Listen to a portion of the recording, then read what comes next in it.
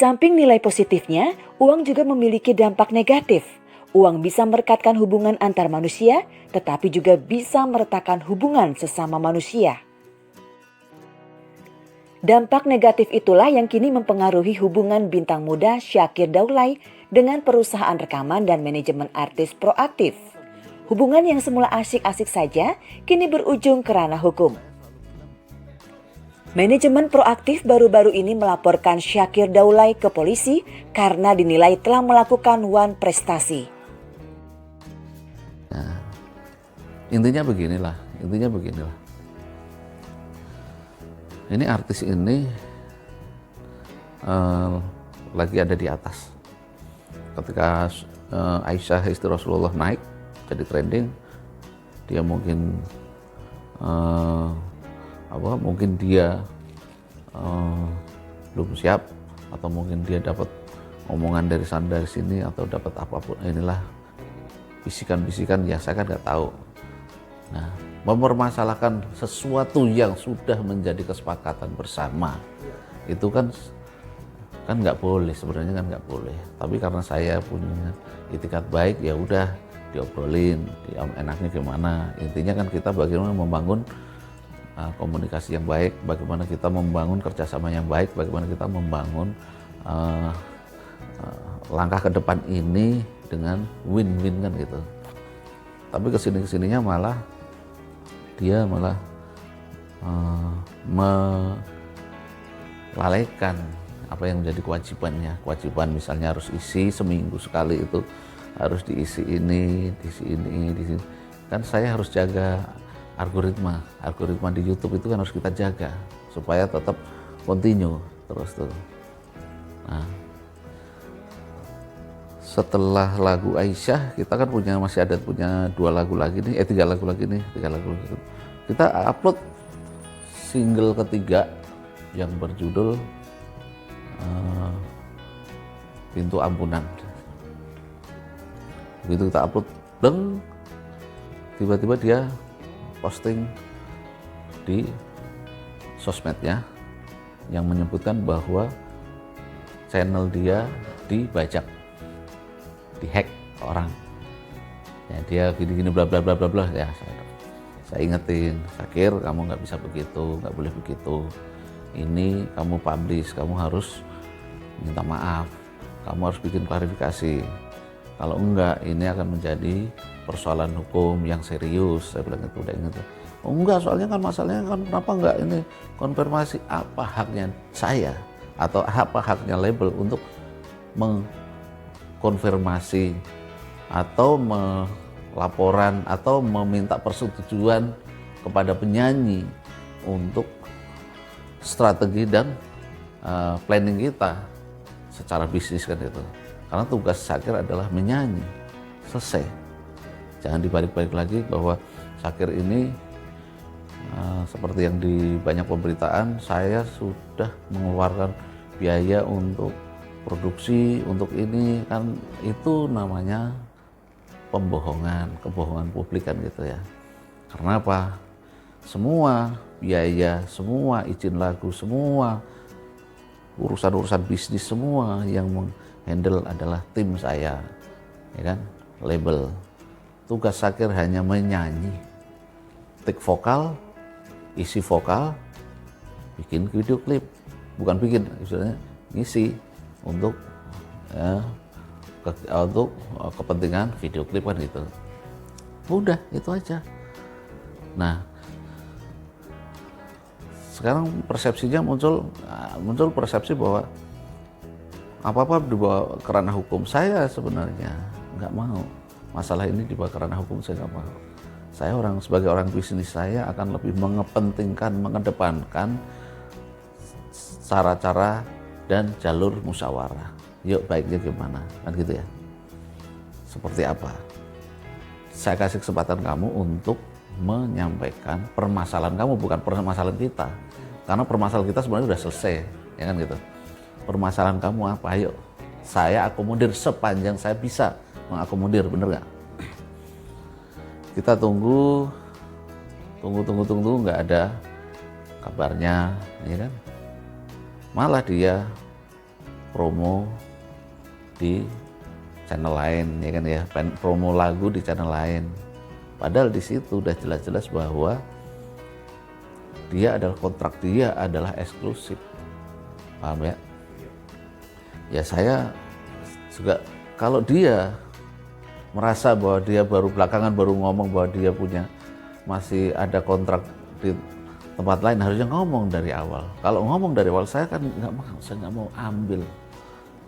Saya nggak akan mau ambil Syakir kontrak dengan saya kan nggak mau. Kalau dia ngomong terus terang bahwa sebelum dia punya sangkutan pekerjaan di tempat lain. Karena apa? Saya ingin menjaga komitmen bisnis.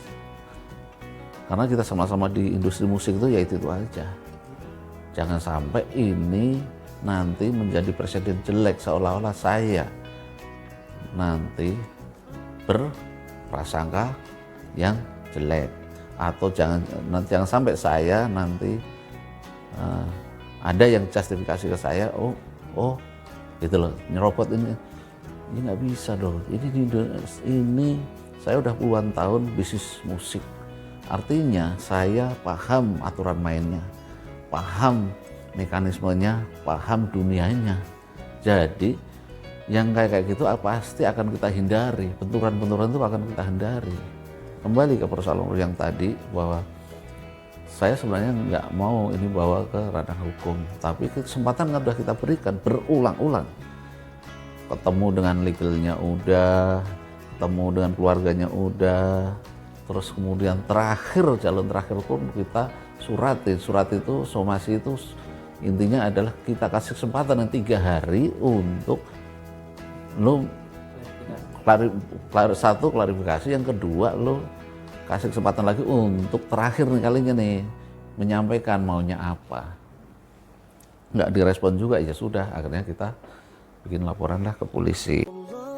Syakir Daulay bisa memiliki hubungan dengan Proaktif atas jasa komedian Dery Sudarisman. Dery yang memperkenalkan Syakir kepada manajemen Proaktif, sehingga kemudian terjadi hubungan kerjasama antara Syakir dan manajemen Proaktif. Awalnya itu satu produksi sama saya di sebuah sinetron. Dia jadi murid saya. Kebetulan nama di sinetron itu saya Babe, namanya Babe Agi. ini seru nih ceritanya. Ya, terus saya lihat dia ada kemampuan, anak muda yang punya kreativitas. Dia bisa ngaji, dia bisa salawat, dia bisa nyanyi, dia bisa acting. Ini ada kemampuan yang luar biasa dari seorang anak muda. Lalu ya saya kan kenal Pak Agi kenal udah lama, kemudian juga sama-sama di organisasi Persatuan Seniman Komedi Indonesia, sama-sama beliau. Lalu saya kasih tahu beliau ada anak muda yang punya potensi, ya begini. Beliau, oh iya bagus tuh, kita bisa kerja sama kita, karena kan memang Pak Agi kan selain bisnis juga dia kan ingin juga ada dakwah di dalam bisnisnya itu. Jadi supaya sinergi, makanya saya kenalin si Syakir dengan Pak Agi, itu awalnya. Ya, langsung mah enggak, tapi saya tetap monitor kerjasama antara Proaktif dengan si Syakir. Sehingga suatu waktu saya ditelepon bahwa ada kontrak yang akan dilakukan oleh Syakir dan Proaktif, yaitu kontrak tentang pengambil alihan YouTube. Itu karena mereka sama-sama ada kesepakatan di situ. Yang lain-lainnya saya nggak tahu, dia udah ke Pak Agi langsung. Dalam perkembangannya kontrak dilaksanakan, kerjasama terjalin, berjalan seperti biasa. Kemudian ada sebuah konten yang trending, disukai banyak orang, disitulah muncul masalah. Akhir itu ada kontrak di tempat lain, di label lain. Sebelum mama, lah kok bisa begitu? Saya bilang, iya berarti nggak ada keterbukaan waktu itu. Pak Aginya nggak tahu kalau Syakir ada kontrak dengan perusahaan lain gitu. Di situ tuh masalah yang awal pertama.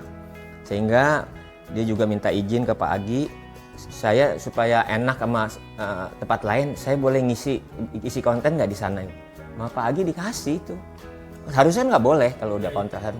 Tapi Pak Aginya bijaksana dikasih, ya udah, orang beliau yang kasih kebijaksanaan, udah boleh.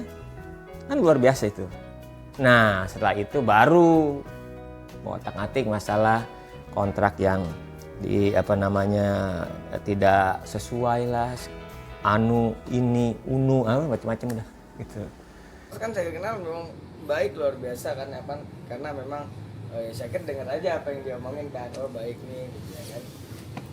Dan Syakir bukan nggak melakukan kewajiban, bahkan kewajiban bulan depan udah Syakir lakuin bulan sekarang gitu loh. Syakir ketika habis syuting, harusnya waktu Syakir buat istirahat, Syakir korbanin buat isi konten buat mereka. Terus Syakir udah ada kira-kira berapa lagu tuh udah Syakir rekam tuh yang bisa ditayangin sebenarnya sampai bulan depan juga masih cukup gitu konten-kontennya. Jadi kalau dibilang nggak melakukan kewajiban, ya Syakir udah bahasa jamak sih, udah di stok duluan gitu loh. Kalau semua YouTuber juga disuruh bilang kalau mereka bikin konten, mereka yang promo, mereka yang kemudian mereka terus yang apa gunanya pihak tersebut?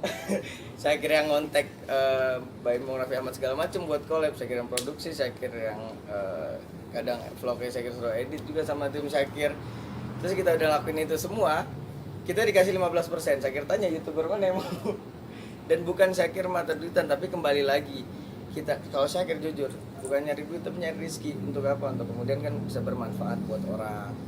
Nah, akhirnya apa, Syakir ya minta kewajaran dong. Bahkan 50%-nya Syakir yakin gak ada yang mau tuh YouTuber. Tapi apa, Syakir karena mau ketika itu ya sudah sama saling nyaman. Tapi kemudian dia membuka masalah yang di publik, ya sudah terpaksa kita harus lewat jalur hukum yang Syakir serahkan kepada kuasa hukum gitu. Yang mau saya ingatkan adalah begini, ini sebenarnya persoalan klasik yang sering saya dengar dan saya alami dengan artis. Makanya saya minta sebelum tanda tangan, pahami dulu poin-poin kesepakatan satu. Yang kedua, kalau nggak paham tentang bahasa hukum atau apapun itu yang berkaitan dengan pasal-pasal itu, minta orang legal yang paham tentang industri musik untuk mereview sebelum benar-benar ditandatangani. Saya selalu bilang begini loh, lebih baik kita ribut di depan daripada kita mempermasalahkan di belakang. Sudah terjadi apa namanya kesepakatan. Kalau kita ribut di belakang, ujung-ujungnya seperti ini gitu loh. Di awal-awal kan waktu kontrak kan dia tanda tangan, terus saya juga udah bilang itu kakaknya siapa yang mau tanda tangan nih, dari walinya, ada kakaknya yang biasa tanda tangan. Ya udah, berarti kalau udah ada kakaknya berarti ada pihak keluarga, ya udah sah gitu kan ya. Jadi kalau tanda tangan ada keluarga, karena sakit kan umurnya baru 18 tahun. Terus kontrak dibawa, udah. Saya pikir sebelum tanda tangan juga kakaknya pasti akan baca